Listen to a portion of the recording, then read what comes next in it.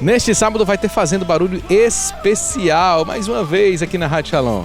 A gente vai continuar se divertindo muito no FZB Games. Vamos descobrir o que a gente pode fazer naquelas academias de praça para sair de vez do sedentarismo em 2024 e descobrir como nós podemos viver um gesto concreto de solidariedade conhecendo a Casa Ronaldo Pereira aqui em Fortaleza. Vai ter também a Adoração Santíssimo Sacramento. A gente se encontra a partir das 11 da noite deste sábado aqui na Rádio Shalom.